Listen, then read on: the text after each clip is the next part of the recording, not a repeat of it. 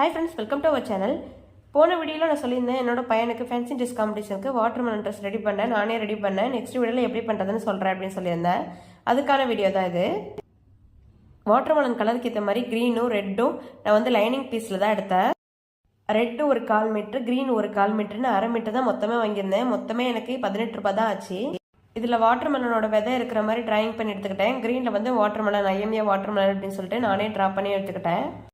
அதுக்கப்புறமா என்கிட்ட ரொம்ப நாளாக வாங்கின பெயிண்ட் இருந்தது. அந்த பெயிண்ட் யூஸ் பண்ணி தான் நான் வந்து பெயிண்டிங் பண்ணிக்கிட்டேன்.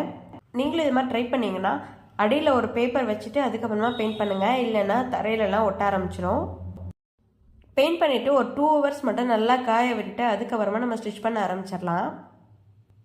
2 பீஸுமே இது மாதிரி ட்ரா பண்ணி எடுத்துக்கிட்டேன். இதில் ஒரு சின்ன மிஸ்டேக் பண்ணியிருந்தேன். ஃபுல் ஹைட்டு எடுத்ததுனால என் பையனுக்கு ரொம்ப ஹைட்டாக இருந்தது. அதனால் இதில் ஷார்ட்டாக பண்ணி நான் வந்து எனக்கு தெரிஞ்ச மாதிரி ஸ்டிச் பண்ணி எடுத்துக்கிட்டேன்.